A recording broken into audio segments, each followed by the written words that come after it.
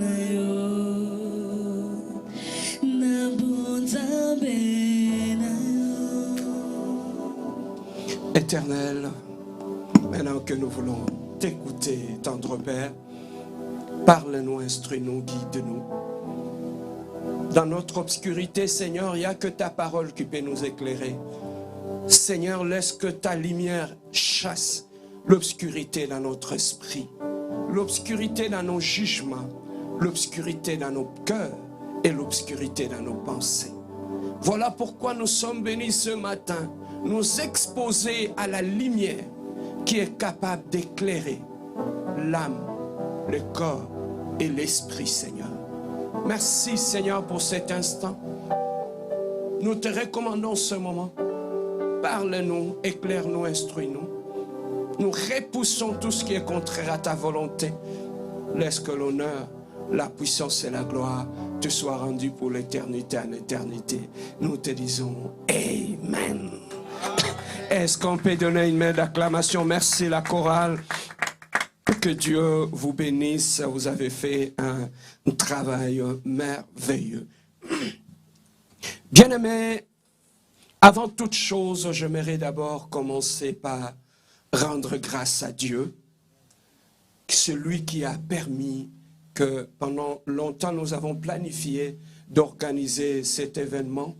Il y a un écho dans mon micro, si on peut me l'arranger. J'ai un retour d'écho. Oui. Si on peut, bien aimé, remercier Dieu pour cet instant merveilleux qu'il vient. Bien aimé dans le Seigneur, et d'accomplir ce que nous avons accompli. Je tiens d'abord à remercier ceux qui sont à la Compassion à Kinshasa, qui étaient avec nous et qui ont toujours travaillé avec nous, qui sont restés fidèles à la vision. Et je tiens de tout mon cœur à remercier ces gens-là de la Compassion de Kinshasa. Et je tiens aussi à remercier nous aussi de la Compassion du Canada. Nous avons eu notre part de mission, nous avons fait un travail merveilleux. Bien-aimés, ce travail, je ne l'ai pas fait seul, nous l'avons fait tous ensemble. Est-ce que quelqu'un peut dire ensemble? Voilà pourquoi je tiens à remercier des hommes, des femmes, des jeunes qui ont crié à cette vision. Des gens qui se sont sacrifiés, deux fois avec leur carburant de voiture, pour venir soutenir cette œuvre de Dieu. Sachez qu'il y a un Dieu au ciel qui voit tout ce que vous avez fait. Il y a un Dieu au ciel qui récompense tous ceux qui sont fidèles à son œuvre. Je peux, bien aimé, ce matin, que demander à Dieu que Dieu puisse se souvenir de toi. Pour chaque chose que tu as fait pour sa vision, pour cette église, bien aimé, même si les hommes ne voient pas ce que tu fais, mais il y a un Dieu qui voit dans les secrets et qui connaît tous tes efforts, tout ce que tu fais pour cette œuvre, pour cette église, pour que cette église puisse aller de l'avant. En tout cas, que Dieu puisse te bénir. Amen. Hier, nous avions passé, la soirée était vraiment merveilleuse. Nous bénissons le Seigneur de gloire pour tout ce qu'il a fait, la chorale. Merci beaucoup pour le travail merveilleux que vous avez fait ensemble, vous tous. Vous avez fait un travail merveilleux. Ceux qui étaient à l'organisation, ceux qui étaient à la prière, les autres ont chanté, les autres ont prié, les autres, chacun avait contribué à sa façon pour la réussite de cette soirée. Ceux qui ont travaillé dans l'ombre, ceux qui ont dépensé leur argent pour que cette soirée, bien aimée, soit une réussite totale. Que le Dieu des âmes, que le Dieu des esprits de prophètes puisse te bénir au centuple par rapport à tes contributions. Amen. Hein? En tout cas, Dieu se souviendra de toi pour tout ce que tu as fait. Je demanderai à tous ceux qui sont venus hier soir, tous ceux qui ont été avec nous de loin ou de près, ceux qui sont venus me célébrer dans cette mission que Dieu m'a donnée, que la célébration, l'honneur que vous m'avez fait hier, que Dieu, partout où tu iras dans ta vie, qu'on puisse te célébrer aussi. Amen. Hein? Parce que la parole de Dieu nous dit, on te bénira comme tu bénis aussi les autres. Amen. Hein? On te célébrera comme tu célèbres aussi les autres. Que mon Dieu puisse te célébrer et que mon Dieu puisse t'honorer dans tout ce que tu es en train de faire. C'était vraiment très merveilleux. Hier, je vis des talents des danseurs. Ouf! Il y a des gens que j'ai découverts hier que je ne pensais même pas qu'ils dansaient comme ça. C'était terrible. Je vis des gens qui dansaient terriblement, des gens qui... c'était très très bien. Amen. Non? J'aimerais que cette joie-là continue à nous caractériser. Amen. Hein? Protégeons cette joie, une très bonne chose. Alors, en cette période de célébration, je sais qu'il y a eu la fatigue après une longue journée de travail. Ce dimanche matin, on ne peut que manifester de la fatigue. C'est tout à fait normal, nous sommes humains. Amen. Hein? Alors, il y a une pensée que Dieu a beaucoup aidé. Pendant quelques minutes seulement, j'aimerais partager avec toi cette pensée. Vous savez, lorsque Christ est arrivé sur la terre, suivez cette sagesse. Lorsque Christ est arrivé sur la terre, il avait une mission à accomplir. Bien-aimé, pour préparer une mission de 3 ans, ça lui a pris 30 ans. Tu t'imagines? Une mission de 3 enseignements, ça lui a pris 30 ans pour le préparer. Donc, ça veut tout simplement dire, Dieu met beaucoup l'accent sur la préparation. Donc, pour que Dieu puisse t'amener à quelque chose, bien-aimé, sachez que le Dieu que nous prions, c'est un Dieu de préparation. Est-ce que tu peux dire préparation? Alors, si lui-même étant Dieu, ça lui a pris 30 ans pour préparer une mission de 3 ans, sache que, bien-aimé, Dieu aura le temps de te préparer pour la mission pour laquelle il t'appelle. Donc, lorsque tu marches avec Dieu, tu dois savoir que le Dieu que je sers, c'est un Dieu de préparation. Le Dieu que je sers, je dois être patient. Parce qu'il prendra son temps pour me préparer. Dieu ne fait pas d'improvisation. Tout ce que Dieu fait est chronométré et calculé. Voilà pourquoi Dieu, le Dieu que nous servons, prendra le temps de te préparer pour que tu sois un bon serviteur. Dieu prendra le temps de te préparer pour que tu sois une bonne épouse. Dieu prendra le temps de te préparer pour que tu sois un bon serviteur de Dieu. Dieu te fera passer par ce que nous appelons la formation. Et dans cette formation-là, il va t'équiper. Et lorsqu'il t'équipe et que la formation est finie, c'est alors qu'il t'exposera devant les hommes. Dieu ne peut jamais t'exposer devant les hommes s'il n'a pas encore fini ta préparation. Alors, écoutez ceci, lorsque Dieu ne t'a pas encore amené devant les hommes, ne te pointez pas devant les hommes. Tu tomberas sous les flèches de Goliath. Pourquoi? Parce que Dieu te préparera. Dieu a pris David. Il lui a préparé loin des hommes, dans la brousse. Même si les gens de sa maison ne savaient pas. Et là, dans la brousse, Dieu préparait un héros. Ce que David a fait devant tout le monde, devant Goliath, c'était le résultat de la préparation dans le lieu secret. Oh, je parle à quelqu'un ce matin. Le Dieu de lieu secret existe. Le problème avec nous, nous sommes impatients. On veut qu'aujourd'hui, qu'on puisse se pointer devant les hommes, alors que Dieu n'a pas encore fini la préparation. Voilà pourquoi ça lui a pris David une seule pierre pour faire tomber Goliath. Tout simplement parce que ce travail-là, c'était le travail qui s'était fait en public. Mais Dieu avait commencé un travail dans le secret. Dans le secret, Dieu sera en train de te préparer. Voilà pourquoi sois patient. Bouge ton voisin, dis-lui, sois patient. Alors, bien aimé, après 30 ans de préparation, Dieu avait préparé, Jésus a eu le temps de préparer. Mais maintenant, il avait une mission à accomplir. Lui-même s'est d'abord préparé. Après sa préparation, il a maintenant appelé de gens.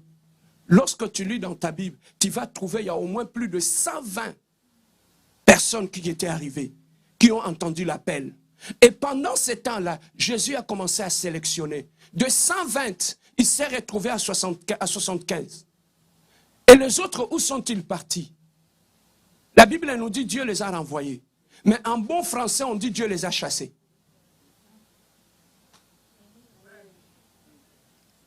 Vous comprenez? Ils étaient à 120, tombés à 75. Et à partir de là, il a sélectionné encore jusqu'à tomber avec les 12. Donc ça veut dire que le 12, c'était la crème de crème. C'était la pure de pure. C'était des gens qui avaient répondu, qui avaient réussi à l'examen de sélection. Lorsqu'on voit même ici à Québec, pour que tu entres dans leur nation, il y a ce qu'on appelle la sélection Québec. il sélectionne. Si Québec sélectionne des gens qui veulent habiter chez lui, et à combien plus forte raison le Dieu de gloire? Le Dieu, c'est aussi un Dieu de sélection. Amen, homme. Bien-aimé, à ce moment-là, Christ avait sélectionné. Il a pris les 12.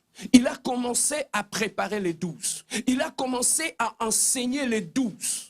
Il passait du temps avec eux. Il mangeait avec eux. Il priait avec eux. Tout simplement pourquoi? Parce qu'il voulait prendre ce qui était en lui, le placer dans ce 12-là. Pourquoi? Parce que Dieu savait que je ne serais plus sur la terre. Mais il faudrait qu'il y ait des gens qui puissent continuer la mission. Donc, Jésus ne pouvait pas laisser de gens à qui il n'avait pas préparé continuer sa mission. Donc ces gens-là devaient avaler la vision de Christ, devaient boire la vision de Christ, donc devaient avoir le caractère, la nature de Dieu pour continuer la mission du Maître quand il n'est pas là. Je peux avancer? Voilà, bien-aimé, après avoir fini, il a dit à ses 12, maintenant vous avez eu la formation, maintenant, ne partez pas encore. Ils voulaient rapidement partir. Tu vois, sous l'engouement, ils ont eu la connaissance. Ils priaient pour des démons. Les démons partaient. À ce moment-là, ils ont eu l'engouement d'aller vers les hommes. Jésus a dit, chut, hey, stop, restez là. Vous attendrez, vous recevrez une puissance. Non pas seulement cette connaissance que vous avez maintenant, mais il y a quelque chose d'autre. Parce que les disciples croyaient que quand ils prêchaient, ils priaient, des gens tombaient, c'était déjà fini. On peut partir, on n'a plus besoin de lui. Mais Dieu savait qu'il connaissait la réalité qui les attendait. Il a dit, attendez ici, allez dans la chambre haute, vous recevrez une puissance et vous serez maintenant mes témoins. Amen, hein? Donc, tu ne peux pas être témoin de Dieu si tu n'as pas la puissance de Dieu en toi. Tu ne peux pas être témoin de Dieu si tu n'as jamais été à la chambre haute. Tu ne peux pas être, il a exigé même à sa mère, Marie, d'aller dans la chambre haute. Il n'y avait pas de avantages. Il a dit même à sa mère, elle était dans la chambre haute. Donc vous recevrez une puissance et vous serez mes témoins. Donc un témoin de Dieu, c'est un homme puissant. C'est une femme puissante, en parole, en œuvre et en prière. Et là, dans la chambre haute, quand ils ont eu l'onction, la puissance de Dieu, quand ils sont sortis, ils ont continué la mission de Jésus sur la terre. Aujourd'hui aussi, les disciples ont fait leur travail. Mais maintenant, ils sont partis. Le Pierre, les gens sont partis. Est-ce que quelqu'un peut dire maintenant c'est nous? Est-ce que tu peux dire maintenant c'est moi? Pierre n'est plus là. Jacques n'est plus là. Jean n'est plus là. Mais la mission doit continuer. Qui va faire la mission? C'est toi et moi. Donc les Jacques, le Pierre d'aujourd'hui, les Josué, les David d'aujourd'hui sont entre nous aujourd'hui. Ne nous minimisons pas. Ne nous minimisons pas. Ce que ces gens-là ont fait, aujourd'hui nous pouvons aussi le faire. Parce que nous avons reçu le même Dieu, reçu la même mission et nous servons le même Dieu. Ne te minimise pas, mon frère, ma soeur. Ne te minimise pas, ne te limite pas. Le Pierre d'aujourd'hui, c'est toi. L'Esther, on a souvent l'habitude de prêcher sur Esther. Si on devait continuer à écrire la Bible, aujourd'hui on allait aussi, oh regarde, on allait écrire le pasteur Serge dans la Bible. Mon nom allait se figurer aussi dans la Bible. Oh, si toi tu ne crois pas, ça c'est ton problème. Mais si la Bible allait continuer à être écrite aujourd'hui, on allait aussi écrire dans les actes des apôtres. On allait écrire aussi mon nom. Est-ce que ton nom aussi allait être là? Oh, lève ta main, dis mon nom aussi est inscrit dans le livre de vie. Oui, les actes des apôtres. Bien-aimés, alors, lorsque cette mission est arrivée, maintenant écoutez, Dieu devait continuer, les disciples ont continué la mission. Mais avant de partir, il leur a dit une chose, allez maintenant à votre tour, faites de toutes les nations mes disciples. Donc la puissance que vous avez reçue dans la chambre haute, ce n'est pas seulement pour faire tomber les gens. Ce n'est pas seulement pour autre chose. Mais la puissance que vous avez reçue, c'est pour maintenant partir. Aller faire d'autres personnes des disciples de Jésus. Alors, maintenant, en allant faire les autres, d'autres disciples de Jésus, qu'est-ce qu'on va leur dire, Jésus? Papa, qu'est-ce qu'on va leur dire? Jésus a dit, arrêtez. Lorsque vous irez vers ces gens-là, enseignez-leur ce que moi, je vous ai prescrit. Qui veut tout simplement dire, ce que vous avez vu en moi, allez les enseigner aussi. Ça veut tout simplement dire, lorsque vous irez vers les autres, créez aussi de petits Jésus. Donc, vous avez vu Jésus en moi. Lorsque vous allez vers les autres, créez aussi des Jésus qui vont impacter aussi des nations, qui vont impacter tout le monde. Mais même si moi je ne suis pas là, ma parole vous l'avez. Au commencement était la parole était Dieu. Jésus physiquement n'était pas là. Mais maintenant, lorsque physiquement il avait disparu, maintenant il a existé dans la bouche, my God, de ses disciples. Physiquement, il n'était pas là, mais il était dans la bouche de ses disciples. Donc, tout celui qui était en contact avec les paroles qui sortaient de la bouche de ces gens-là, bien aimé, tout celui qui écoutait leurs paroles, recevait Jésus en lui et manifestait Christ en lui. Et alors, la mission a continué. Jusqu'à ce que la parole de Dieu est allée vers les nations. C'est parce que ça a commencé chez les Juifs. Après, la parole de Dieu est allée vers les nations qui n'étaient pas juives. Et la parole de Dieu est arrivée jusque chez nous, les nations. Ça veut tout simplement dire que nous aussi, Dieu continue à appeler des gens pour les servir jusqu'aujourd'hui. Comme il avait appelé Jean, comme il avait appelé Paul, comme il avait appelé Pierre, aujourd'hui aussi Dieu m'appelle, Dieu t'appelle à les servir. Donc, toute mission commence par l'appel. Dieu ne peut pas te confier une mission s'il ne t'appelle pas. Je peux avancer? Alors, en quoi consiste l'appel et la vision? Moi, je peux être ici. Je suis pasteur. Quand j'appelle le frère Merveille, je peux dire au frère Merveille, viens. Prends cette table, amène ça au bureau du pasteur. Quand je dis frère Merveille, viens, c'est ça qu'on dit, on appelle l'appel. Dieu t'appelle à le servir. Mais qu'est-ce qu'on appelle la vision? Ou la mission. La mission, c'est prendre cette table, de la mener où? Au bureau. Alors, entre la mission et l'appel, qu'est-ce qui vient en premier? L'appel. Vous comprenez? Alors, pour que Merveille puisse bien faire la mission que moi je lui ai donnée, il doit comprendre les directives que je lui donne. Pour comprendre les directives, il doit m'écouter clairement. Pasteur a dit, prends la table, amène au bureau. Je peux avancer?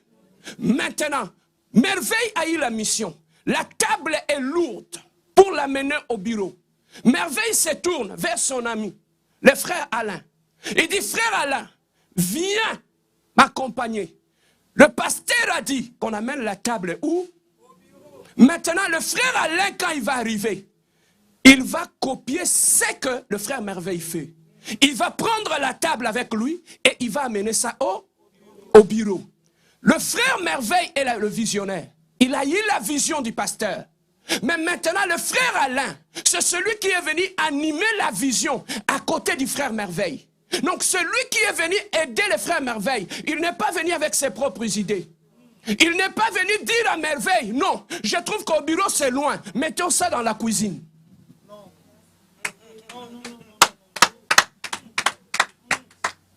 Tu vois comment on détruit la vision de Dieu? Lorsqu'on commence à se croire plus intelligent que le visionnaire, c'est là qu'on commence à détruire la vision de Dieu. Donc le frère Alain vient avec son courage. Il se croit intelligent. Il veut corriger le frère Merveille. Mais il ne sait pas que celui qui avait entendu la voix du pasteur, ce n'était pas lui, c'est le frère Merveille. Lorsque le pasteur avait donné la recommandation au frère Merveille, le frère Alain n'était pas là. Mais maintenant, sur base de quoi il va corriger le frère Merveille? Parce que tu n'avais pas entendu la voix, tu n'étais pas là. C'est ce qui arrive dans nos églises. On veut corriger la vision du pasteur, alors qu'on n'était pas là, on n'a jamais entendu la vision de Dieu. Je peux avancer? Mais sur base de quoi, toi, tu veux corriger la vision dans l'église? Tu as entendu la voix de Dieu? Tu sais ce que Dieu a dit à son visionnaire de faire? Non. Alors, maintenant, lorsque Dieu appelle quelqu'un, il lui donne la vision. Dans la vision, qu'est-ce qu'il y a? Dans la vision, il y a une mission. Dans la vision, il y a une alliance que Dieu fait avec la personne à qui il a fait la vision. Il a donné la vision. Dans la vision, il y a une promesse. Dans la vision, il y a la protection. Donc, lorsque le frère Alain est arrivé, aider les frères Merveille à transporter la table au bureau, la mission qu'il a reçue, lorsqu'ils prendront la table pour l'amener au bureau, rien ne leur arrivera. Pourquoi? Parce que dans la mission qu'ils ont reçue, il y a les promesses, il y a la protection. Donc, lorsqu'ils vont amener l'obéissance, lorsqu'ils vont prendre la table, ils vont l'amener au bureau. Quand ils vont finir, ils n'ont plus besoin de la parole du pasteur. Automatiquement, ils ont la bénédiction qui est attachée à la mission. Tu vois comment on est béni quand on travaille dans une vision. Quand on travaille sous une vision. C'est ça qui fait que lorsque toi tu viens dans la vision, chanter pour Dieu dans cette vision, la bénédiction qui est attachée dans cette vision retombe sur toi. Amen. Donc il y a des choses, frère, que tu ne fourniras aucun effort dans cette église. Le seul fait, tu payeras les loyers, tu es béni. Tu nettoyeras, tu es béni. Tout ce que tu feras, tu es béni. Tu chanteras, tu es béni. Tu fais le protocole, tu es béni. Parce que c'est lui qui nous a donné la vision de la compassion, a fait accompagner cette vision avec des promesses et des bénédictions. Amen. Tu comprends? Amen. Mais maintenant, l'erreur que nous faisons, c'est quoi? Quand tu commences à œuvrer dans la vision, tu commences à voir la gloire se manifester dans ta vie, des choses. La bêtise du diable, c'est quoi? Il te fait croire que ce que tu vis vient de toi-même. Mais alors que tu es en train de bénéficier de la grâce qui est sur la vision. C'est ça que tu vois lorsque tu sors de cette vision. Tu sèches comme une fleur. Tu sèches, bien-aimé, comme une fleur. Pourquoi? Parce que dans la vision, il y a la grâce. Dans la vision, il y a les promesses. Dans la vision, il y a la protection. Aussi longtemps que tu serviras le Dieu de la compassion, la mort ne t'atteindra pas. Le mal ne t'atteindront pas. Tous ceux qui te feront la guerre ne te toucheront jamais. Parce que sur cette vision, il y a la protection de Dieu. Tu auras un travail, tu monteras. Tu auras un mariage, ça réussira. Tout ce que tu toucheras dans la vision montera. Tu vois pourquoi le diable te bouscule pour sortir de la vision. Parce qu'il sait la vision sur laquelle tu es en train d'œuvrer. La bénédiction est attachée. Je serai béni dans cette vision. Je serai béni dans cette vision. Je me lèverai dans cette vision. Tout ce que je ferai dans cette vision, c'est comme lorsque tu es sur une terre fertile. Tout ce que tu sèmes pousse. Le matin, ça va pousser. Le soir, ça va pousser. À midi, ça va pousser. Je proclame et déclare, tout ce qui se mariera dans cette vision ne connaîtra jamais le divorce. Tout ce qui servira Dieu dans cette vision montera. Tout ce qui prêchera Dieu dans cette vision, Montréal parlera de lui. Montréal parlera de lui. Montréal parlera de lui. Tes enfants que tu as amenés dans cette vision seront élevés, seront élevés, seront élevés, seront bénis à cause de la bénédiction qui est attachée à la vision. À la vision. À la vision. Je n'ai pas besoin que le pasteur Serge m'impose la main. Lorsque je travaille simplement dans la vision, le mal ne m'arrivera pas. Frère, quand tu traverses des moments difficiles, prends ta Bible, dis à Dieu, Seigneur, sous la vision de mon Père, il y a des promesses. Je vais vivre les promesses qui sont attachées à la vision de mon Père.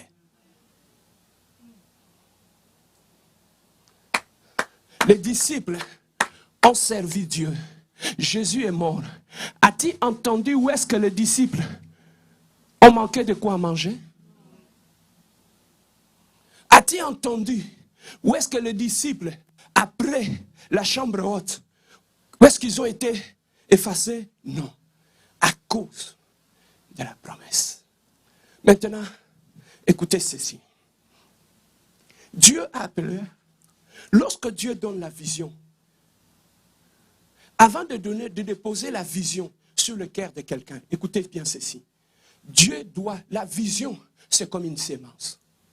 Pour que Dieu le plante sur une terre, il doit trouver une terre qui est fertile. Et une terre qui est favorable à cette sémence. Voilà pourquoi lorsque Dieu a une vision, il cherche un cœur. Il cherche un cœur. Dieu entre dans chaque famille. Il va à Montréal, il va à Ottawa, il va à Gatineau. Dieu est en train de chercher un cœur. Il va chercher dans des familles. Il ouvre les portes, il entre dans la famille. Il entre, il va quelque part. Il entre dans le mariage. Il ouvre, il est en train de chercher un cœur qui est favorable à la vision qu'il a dans ses bras. Et lorsqu'il trouve un cœur, il prend la vision, il dépose sur le cœur de cet homme. Dieu ne donne pas la vision à n'importe qui. Il doit trouver d'abord le préalable. Il doit trouver des conditions qui feront en sorte que là où il va investir, que cet cœur puisse faire germer la vision. Tu comprends? Alors, voilà pourquoi, lorsque Dieu a eu la vision de la compassion, il a fouillé. Il a fouillé. Bien-aimé, j'avais 19 ans. Je venais de l'église. Je suis monté sur mon lit. Mes parents étaient dans la chambre. Moi, j'étais dans ma chambre. J'attends. Tu sais, quand tu es sur le lit, tu as l'impression, lorsque je fermais mes yeux, j'ai l'impression de tomber dans un vide. Un vide sans fin. Et dans ce vide-là, j'ai commencé à écouter la voix. Lorsque Dieu m'a appelé, mes parents étaient à la maison. Dieu n'est pas allé consulter mes parents pour m'appeler à les servir. Voilà pourquoi, pour te dire que les enfants appartiennent à Dieu. Les parents ne sont que des gérants. Pas pourquoi? Parce que lorsque Dieu a commencé à me parler, mes parents étaient dans la maison. Ils n'ont pas attendu la voix de Dieu. Dieu est entré. Il a commencé clairement à me parler. J'étais un enfant. J'ai commencé à douter. Je résistais contre l'appel de Dieu. Bien-aimé, Dieu, il sait comment te parler pour te faire comprendre. J'ai grandi, j'ai fini mes études. Le seul fait que, tu sais, la façon qu'on insulte les pasteurs. J'ai dit non, moi je fais mes études d'ingénieur, je ne peux pas aller me faire insulter comme ça. Bien-aimé, je vais vous dire une chose. Par la peur de cela, même lorsque nous avions commencé l'église La Compassion, tu sais qu'à cause de la peur de ce que les gens vont dire, j'ai dit à l'église, on ne donne pas les offrandes. C'est la plus grosse erreur que j'avais faite. Et cette décision-là avait fait en sorte que les gens sont restés dans la pauvreté. Tu ne peux pas être béni dans une vision que tu ne bénis pas. Oh, je parle encore. Tu ne peux pas être béni dans une vision que tu ne bénis pas. Tu vois, quand je prêche ici, je t'ai béni. Mais si toi, tu bénis l'œuvre de Dieu, Dieu t'est béni. Je peux avancer? Voilà pourquoi l'église, on doit savoir bénir Dieu. Je ne parle pas de moi, je parle de l'œuvre de Dieu. Bien-aimé, Dieu m'a appelé. J'ai commencé à résister contre l'appel de Dieu. Un jour, je finis, parce que moi, j'aimais beaucoup manger les beignets. Avec les mwambala, avec un coca. Waouh, quelle onction! Quand je les mange. À Kinshasa, c'est bon, hein? Ou comment est-ce que... Le potopoto angaï en français, c'est quoi? Le potopoto angaï. La bouillie amère. Eh, voilà. Ah, bouillie amère. Aigre douce. J'aimais manger ça. Et quand je mangeais ça, il faut voir l'onction. Alors, une fois, je suis allé acheter ça chez une maman qui habitait non loin de chez nous. Elle ne me connaissait pas. Il me regarda. Frère, tu sais ce que Dieu t'a dit, il le confirmera par la bouche d'autres personnes. J'arrive chez cette maman-là, elle me dit, frère, je ne te connais pas, mais la nuit quand je dormais, je vis qu'il y avait des gens vêtus de blanc tout autour de toi. Toi, tu étais à genoux. Ils t'ont fait vêtir d'un habit blanc. Et tu étais à genoux. Ils étaient en train de prier sur toi. Je ne sais pas ce que ça veut dire. Mais je crois que Dieu veut faire de toi son serviteur. J'ai dit non, maman, moi non. Non, non, pas ça. Pourquoi? Parce que je ne voulais pas qu'on m'insulte comme on insultait les pasteurs. Une fois, j'étais à Boulevard. À ce moment-là, Je finis mon stage à la SNEL. J'arrive, j'attends le transport, je vois, bien aimé, un fou. Il passe devant moi, il s'arrête, il revient. Il dit, hé, hey, yo, pourquoi tu fuis l'appel de Dieu? Un fou. Il me dit, pourquoi tu fuis l'appel de Dieu? Je dis, non, mais comment sérieux? Ça commence à devenir sérieux. Écoutez, je vais te dire mon témoignage. J'ai dit, moi, ça ne me regarde pas. Je parlais avec mon père. Il a dit, tu vas faire mes démarches, je vais aller étudier aux États-Unis. On a commencé à faire les démarches. Il y avait un monsieur qui faisait bien les démarches. On était à 5. Il a pris nos dossiers, il a envoyé, il a regardé, tout était bien. On a envoyé à l'ambassade. Bien aimé, sur les 5 personnes, la seule personne qu'on a refusée, c'était moi. La personne qui était qualifiée à être choisie, mais c'est celui qu'on a disqualifié. Frère, lorsque tu fouilles l'appel de Dieu, c'est lui-même qui se mettra sur ton chemin pour te bloquer. Ce n'est pas les sorciers. Frère, ce monsieur qui faisait des démarches, il est venu me voir. Il dit, Serge, mais toi qui as été avantagé par rapport à tout ça, mais comment on t'a refusé? J'ai demandé à l'ambassade, on a dit, il n'y a pas d'explication. Et le monsieur, un païen, il a commencé à me dire, monsieur, vous avez malchancé. Pas de problème à famille, il faut qu'on te lave. Un païen. Frère, je suis rentré dans l'autobus. Les autres, on les a donné leur passeport avec des visas. Moi, je suis rentré avec un passeport vide. Ils me l'ont remis.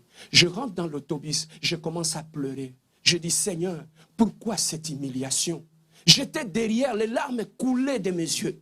Je me rappelle encore de ces jours. J'ai dit, Yeshua, pourquoi cette humiliation? Je t'ai donné ma jeunesse. Alors que dans tout ça, j'étais comme Samuel. J'étais dans les temples. Je ne comprenais pas la voix de Dieu. Parce que lorsque Samuel, Dieu l'appelait, lui, il croyait que c'était Élie qui l'appelait. Il attendait la voix de Dieu. Il allait vers les hommes. C'est ce qui te peut arriver aussi. En écoutant la voix de Dieu, lorsque tu résistes contre la voix de Dieu, c'est Dieu lui-même qui va te barrer le chemin. Alors que dans tout ça, qu'est-ce que Dieu voulait? Avant que Serge tu voyages, je dois d'abord moi-même te former. Quand je vis que tout ce qu'il y avait comme démarche ne marchait pas, je suis revenu en prière pour demander à Dieu, est-ce que je t'ai maudit ou quoi?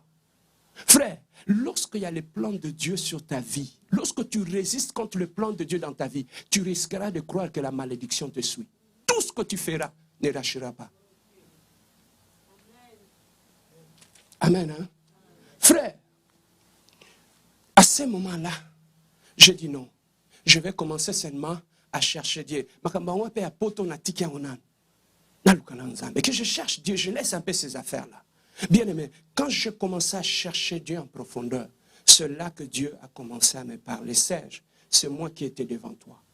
Parce que je voulais, avant que tu quittes ici, que je te forme. Tu vois comment je te prêche aujourd'hui? Tu aimes mes prédications, non? Mais cette formation, je l'ai eue comme ça, avec larmes et pleurs. Dans l'humiliation. Ou même le païen commence à croire que tu es maudit. Mais Dieu voulait me former et voulait me forger. Bien-aimé, ne sois pas vite pressé à aimer ce qui brille dans la vie de quelqu'un. Mais cherchez à connaître le prix qu'il a payé pour arriver là où il est. Quand je prêche ici, ce n'est pas un fait de hasard. Je payais le prix dans les larmes et dans la tristesse.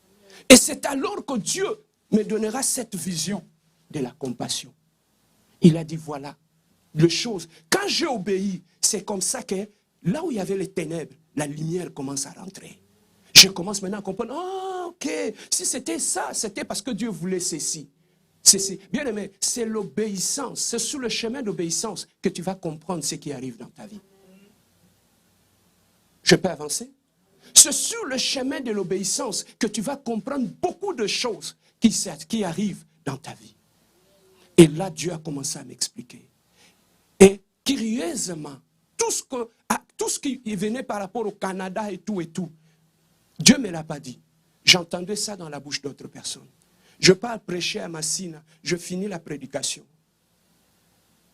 Je vois une maman qui vient et dit, pasteur, ma fille, elle était là, elle a été bénie par le message. Je fais un séminaire de 3 jours. Il dit, je n'ai rien à te donner. C'est que j'ai, tu vois cette assiette. Vous savez, à Kinshasa, il y avait des assiettes qu'on mettait du foufou lorsqu'on avait des invités à la maison. Oh, n'est-ce pas, hein? On mettait ça dans la vitrine au salon. Elle a pris ça, elle est venue me les donner. Frère, ça m'a choqué. Et après me l'avoir donné, elle m'a dit, pasteur, Dieu va t'amener dans un pays lointain. Tu ne seras plus avec nous ici. J'ai dit, Seigneur, vous savez, à Kinshasa, lorsque tu veux voyager, hein, tu caches pour que les sorciers ne te bloquent pas. Mais curieusement, partout où j'allais prêcher, les gens le sortaient comme ça. Non, frère, quand vous êtes dans une église où les gens voient, oh, tu vas aimer. Tu vas aimer. Que Dieu nous aide dans la compassion, qu'on puisse avoir des voyants. Qu'on puisse avoir des voyantes. Voilà les gens que moi je vais tout autour de moi. Des gens qui peuvent fermer les yeux, ouvrir les yeux, venir me dire, hey, pasteur, ainsi dit l'Éternel. Voilà les gens que moi je vais.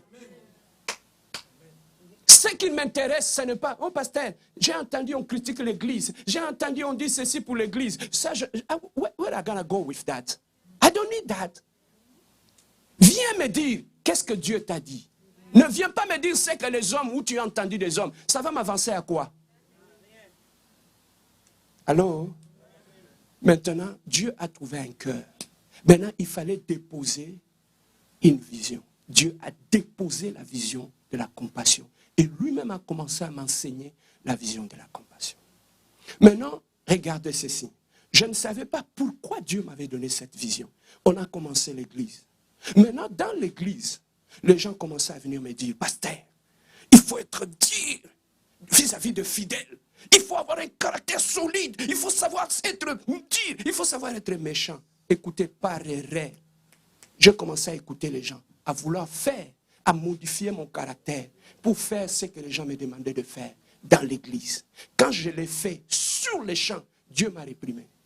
Il m'a dit, Serge, si j'ai déposé cette vision sur ton cœur, c'est parce que j'avais trouvé le préalable sur ton cœur. C'est que tu crois être une faiblesse aujourd'hui. C'est sur ça que je m'étais appuyé pour te choisir et te donner cette vision. Mais si tu m'écoutes et que tu écoutes les hommes, je vais te les jeter. Alors, lorsque Dieu donne une vision, il donne un caractère qui accompagne cette vision. Suivez-moi bien. Quand Dieu donne une vision, il dit au pasteur sage, voilà les caractères que tu vas avoir pour marcher dans cette vision. Tu dois être... Vous voyez le caractère que j'ai. Je ne suis pas conflictuel. Je suis quelqu'un, j'aime sourire. Même si on n'a pas des millions chez nous. Mais quand même, restons, sourions, buvons de l'eau, ça passe. Je ne suis pas quelqu'un de rancunier. Je suis humble. Comme je suis là, même si on a 5000 personnes, tu me retrouveras toujours comme ça. Pourquoi? Parce que Dieu m'a dit, Serge, même lorsque je t'élèverai, il y a des choses en toi que tu ne peux pas changer. Parce que si tu les changes, tu vas perdre ta puissance et ton autorité. Bien-aimés, maintenant, écoutez ces conseils.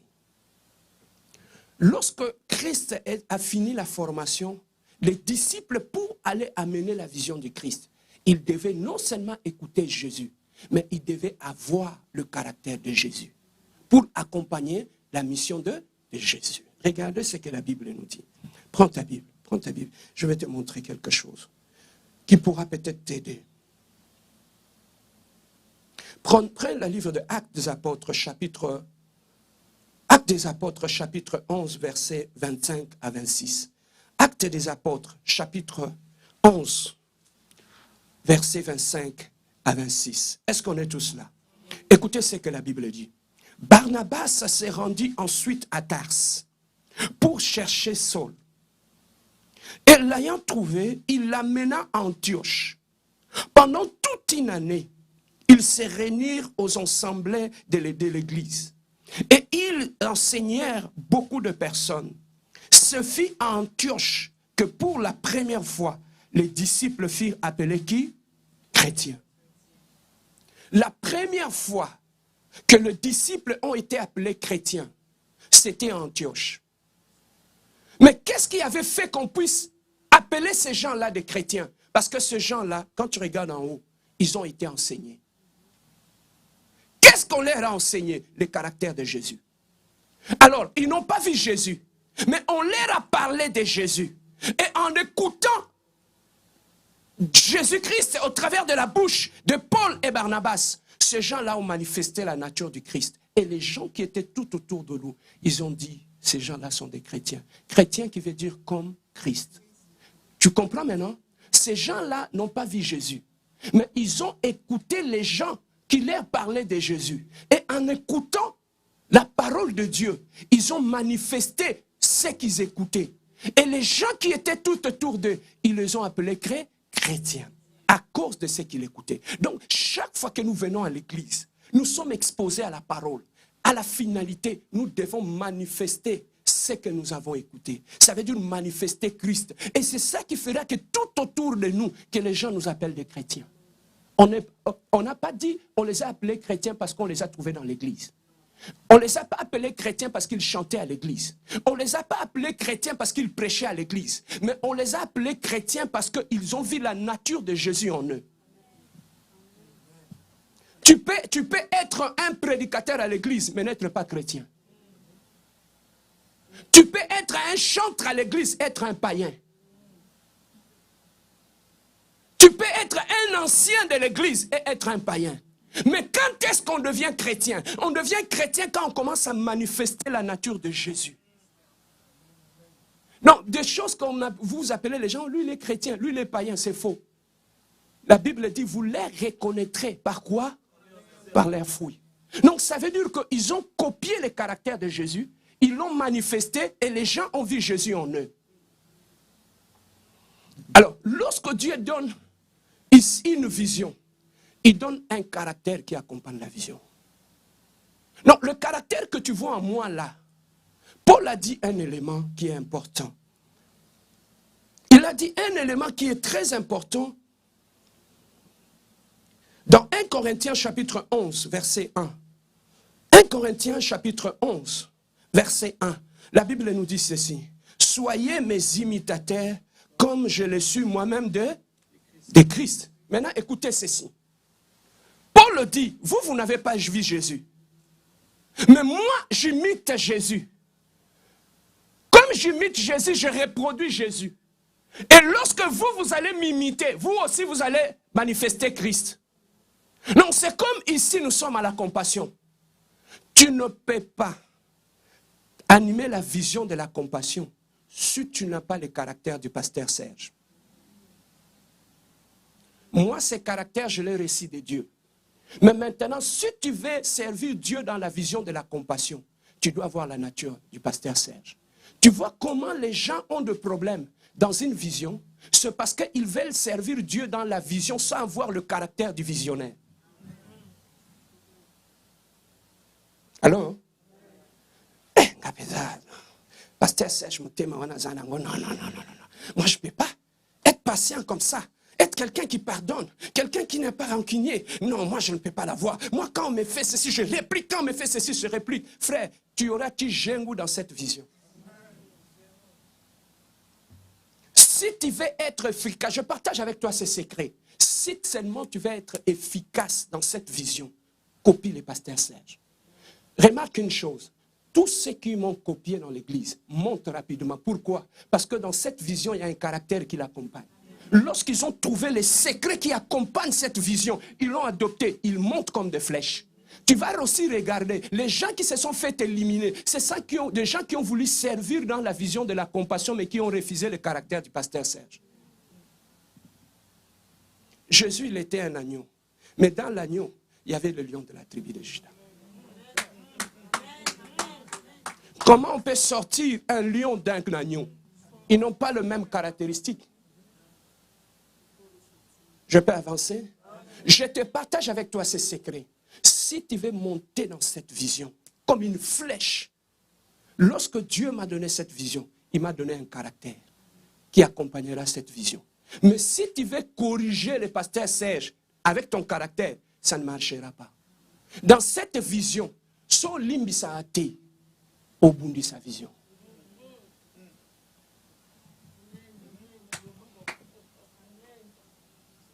Je peux avancer? Pierre, lorsqu'il a été appelé à côté de Jésus, n'oublie pas, dans une vision, lorsque tu t'approches du visionnaire, sachez que le diable te réclamera. Hein? Dans cette vision, tous ces jeunes que vous voyez qui viennent servir Dieu à côté de moi, sachez que le diable va vous réclamer. Voilà pourquoi Christ, qu'est-ce qu'il a fait? Il a dit, Simon, le diable te réclame, mais moi j'ai intercédé pour toi. Voilà pourquoi un bon leader doit apprendre à prier pour tous ceux qui sont tout autour de toi. Voilà pourquoi je ne peux pas te haïr, je ne peux pas te repousser, parce que ma mission n'est pas de te haïr, ma mission c'est de t'aimer, de te soutenir, de prier avec toi, de te pousser à devenir meilleur. Je peux avancer? Le cœur que moi j'ai, si tu ne l'as pas, tu ne pourras jamais t'associer à moi et qu'on travaille ensemble. Ça va être difficile. Tu as vu les tentatives de Pierre. Écoute, Pierre, il a renié Jésus 3 fois. Mais lorsque Jésus était là, est-ce que Jésus a chassé Pierre? Il a suivi Pierre. Même lorsque Christ est parti, Pierre a abandonné l'œuvre de Dieu. Il est allé à la pêche. Jésus l'avait chassé. Pourquoi il lui a suivi? Il a dit, Pierre, si tu m'aimes, paye mes brebis. Si tu as une église, ce qui est une église, bon, je donne un exemple. Je reviens encore en français. Parce qu'il y a des étrangers qui me suivent. Bien-aimés dans le Seigneur, écoutez ceci. Je prends l'exemple de Pierre. Je le contextualise à notre église ici. Quelqu'un qui a renié 3 fois Pasteur Serge. Quel est le conseil que tu viendras me donner? Sois sincère. Soyons sincères. C'est quoi le conseil que tu viendras me donner par rapport à ces frères ou à cette sœur? Qu'est-ce que tu viendras me dire? Tu vois, beaucoup de gens pensent qu'ils connaissent Dieu, hein, mais vous ne connaissez pas Dieu.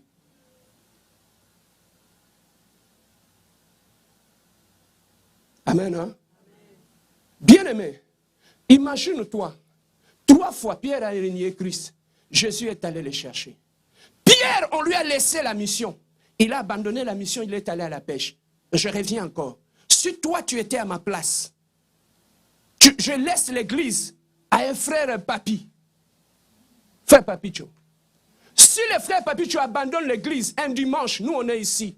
Lui, il est au travail. Quand moi je reviendrai, quel est le rapport que tu me donneras de frère Papicho? Il n'est pas digne d'être responsable, n'est-ce pas? Tu vois ce que nous faisons? Papa, toke bananzambe. On croit connaître Dieu, mais on ne connaît pas Dieu. Voilà pourquoi, bien-aimé dans le Seigneur, si tu n'as pas le cœur que j'ai, tu vas me pousser à chasser Pierre de l'église.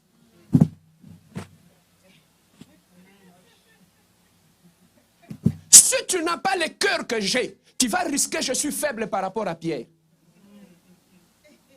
C'est ça que tu trouves des gens tout autour de Pasteur. Frère, celui qui les a amenés ici, c'est Dieu. Je ne veux pas des collaborateurs tout autour de moi qui me poussent à rejeter Pierre. Même ses erreurs. On reconnaît une église vraie, non pas dans la grandeur, mais dans sa capacité de transformer les gens. Est-ce que le volume est bien? Est-ce que le son est bon? On ne reconnaît pas la force de la compassion parce qu'on prie en langue. Où les gens tombent ici. On reconnaîtra la force de l'église de la compassion lorsque une mauvaise personne sera au milieu de nous. Entendu notre parole, il sera influencé par nous et il changera. Tu as la parole, tu as la prière. Frère, il y a des choses des fois qui me révoltent. Comment un homme peut être influencé par un alcoolique? Mais lorsque une mauvaise personne vient à l'église, on n'est pas incapable de l'influencer. Tonto Bengane une église. Où est la parole que tu as? Ça sert à quoi ta parole? On a dit les gens qui ont entendu Paul, ils s'étaient devenus des chrétiens. Siko bato bayoka ko baokoma banani.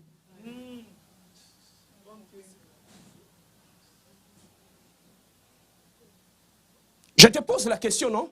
Les gens qui sont tout autour de toi, qui t'écoutent, ils deviennent qui? Si tu veux bien servir Dieu dans cette église, ne viens pas corriger mon caractère. Ne me montre pas que tu es plus intelligent que moi. Si tu veux servir Dieu dans la vision de la compassion, mets-toi sous le pied du pasteur. Copie le caractère du pasteur. Tous ces gens qui sont ici, vous savez pourquoi vous êtes là? C'est parce qu'en face de vous, il y a un pasteur qui est aimable, qui a un bon caractère. C'est ça qui fait retenir les gens dans l'église. Tu penses que si moi j'étais sanguin, rancunier et colérique, tu allais rester ici? Mais maintenant, c'est que moi je ne fais pas. Le diable peut recruter des gens tout autour de moi pour le faire. Pierre, il était collaborateur de Jésus. Je peux avancer? Qui avait dit à Jésus n'allez pas à la croix? C'est Pierre. Et lorsque Dieu l'a regardé, Pierre, qui avait dit, qu'est-ce que Jésus a dit à Pierre? Arrière de moi qui? Satan est entré dans Pierre pour pousser à Jésus de prendre des décisions dans la vision. Donc lorsque tu es un animateur de la vision, collaborateur du pasteur, le diable a côté l'eau. Et vous avez conseil non ne bukana bukana. Bengala bango. Ça va boy. Ça va boy. Niata bango.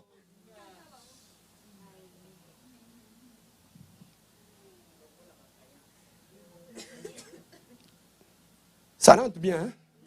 Est-ce que tu m'aimes encore? Tu vois les dangers d'accompagner un visionnaire. Le diable peut rentrer dans ton cœur et commencer à détruire la vision. Mais comment on détruit la vision lorsqu'on travaille avec un visionnaire? C'est lorsqu'on manifeste un caractère qui est contraire au caractère du visionnaire. Là où moi je dis pardonne, toi tu veux me montrer qu'il faut que je détruis?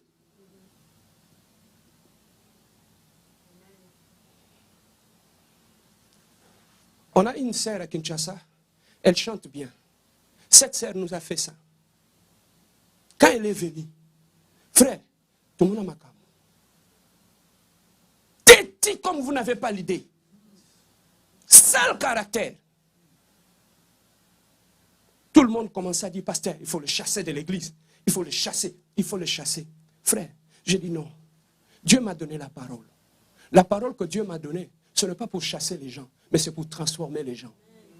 On reconnaît la puissance d'un pasteur, non pas dans sa capacité de chasser les gens de l'église, mais dans sa capacité de transformer les mauvais dans l'église. Mais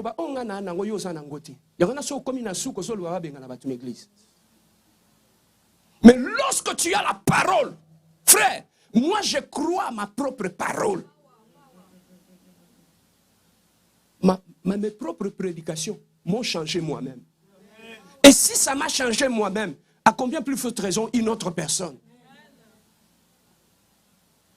Voilà pourquoi ces 20 ans, je vous demande, je vous en supplie, vous tous qui êtes tout autour de moi, ne m'amenez pas vos caractères. Si tu es problématique, laisse ça chez toi. Mais si tu veux m'accompagner dans cette vision, adopte mon caractère. Adopte mon caractère. La Bible, même le gens du monde dit, 2 personnes ne peuvent pas faire un même chemin s'ils n'ont pas eu le temps de s'attendre et de se comprendre. Alors arrêtez de m'amener vos comportements dans la vision.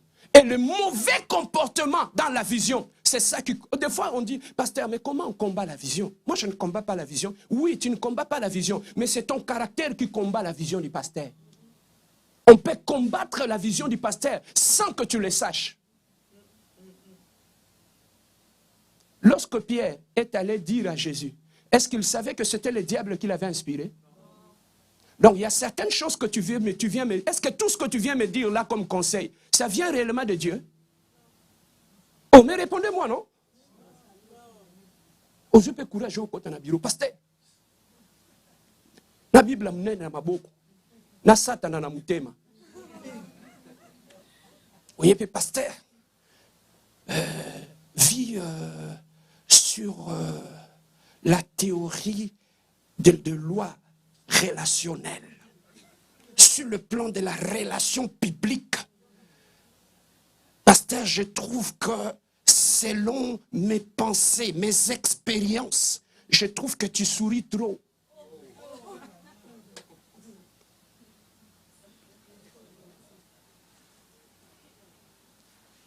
Amen. Hein? Frère, à Kinshasa, je suis en train de finir. À Kinshasa, ça fait 20 ans. Nous avons un pasteur que je laissais, le pasteur Claude. Pour les gens qui les connaissent, le jour que Dieu vous donnera la chance d'aller à Kinshasa, allez regarder ce pasteur, restez calme, regardez-les. Vous allez trouver que toutes les caractéristiques que moi j'ai, il a ça. Il parle comme moi, il est doux comme moi, il n'est pas méchant. Ça fait 20 ans que nous travaillons ensemble. Voilà pourquoi j'ai compris une chose. Si tu vas aller loin avec les collaborateurs, ce sont les collaborateurs qui ont adopté ton caractère. Ce sont eux que tu iras loin avec eux. Ce ne sont pas des gens qui viendront avec leur propre caractère. Frère, tu vas venir avec tes décisions, tes caractères. Toi, tu as reçu cette vision. Là où moi je suis gentil, pourquoi toi tu es méchant? Là où moi je suis humble, pourquoi toi tu es orgueilleux? Là où moi je suis patient, pourquoi yo moté me soukayo?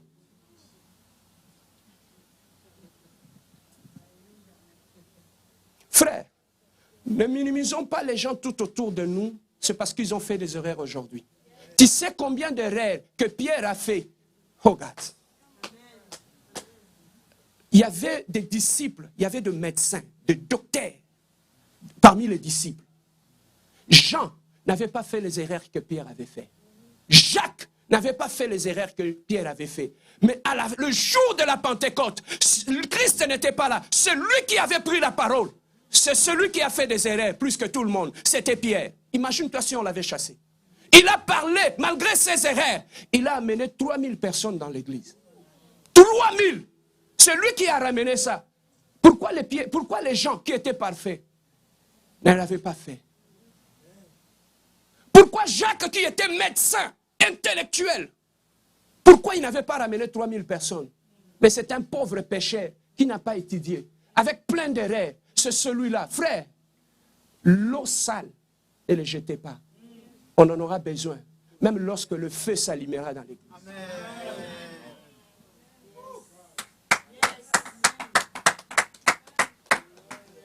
Voilà pourquoi moi je ne jetterai personne dans l'église. Parce que même si quelqu'un est mauvais, je sais qu'un jour, en m'écoutant, il nous sera utile. Si tu veux aider ce pasteur Serge dans cette vision, la première des choses, commence par observer le pasteur Serge. Regarde son caractère, copie son caractère. C'est à cela que nous allons travailler ensemble. Regardez même dans l'église, j'ai beaucoup de frères et de sœurs tout autour de moi. Tu vas remarquer une chose, le frère et le sœur qui ont copié mon caractère, ils n'ont jamais été problématiques à l'église. Observez bien, très bien. Tous ceux qui ont copié mon caractère, si je peux donner ne fût-ce qu'un exemple. Frère Christian, lève-toi.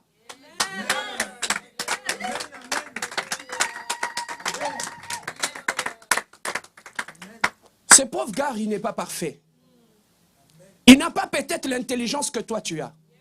Il ne parle pas le français comme toi tu le parles. Mais il a mon cœur.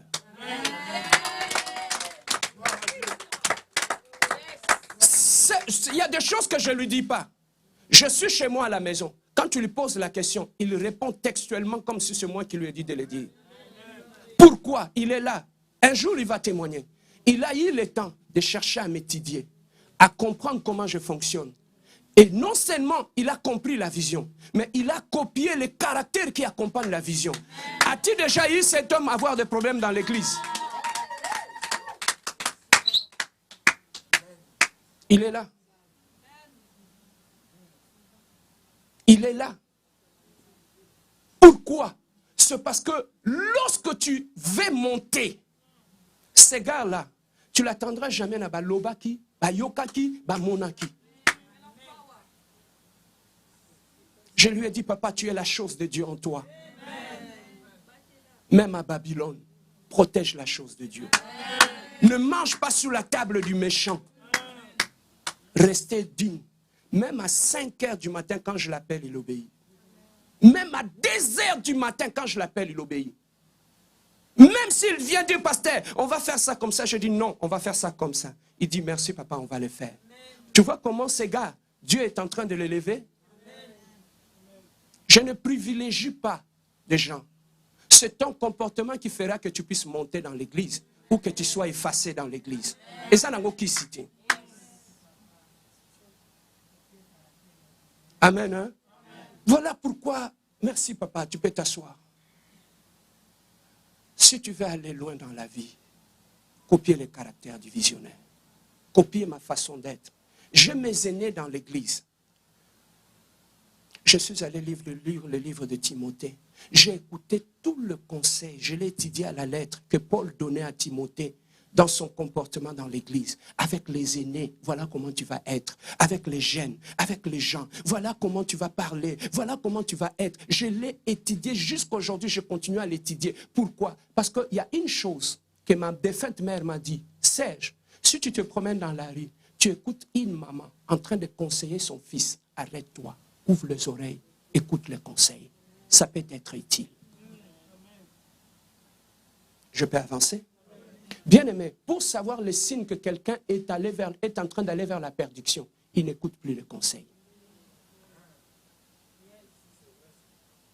Lorsque tu refuses les conseils, tu te détruis toi-même. La plante grandit en l'arrosant avec de l'eau. L'homme grandit en écoutant les conseils. Voilà, bien-aimé, le conseil en cette année que j'ai voulu te donner pour comprendre qu'est-ce qui fait que tu ne puisses évoluer dans cette église sans avoir de problème. Être bien avec tout le monde. Personne ne te... Aussi longtemps tu auras les caractères du pasteur Serge, personne ne te combattra. Tu as l'impression qu'on te combat, pourquoi? Parce que tu veux nous amener un caractère qui est incompatible à la vision. Ah,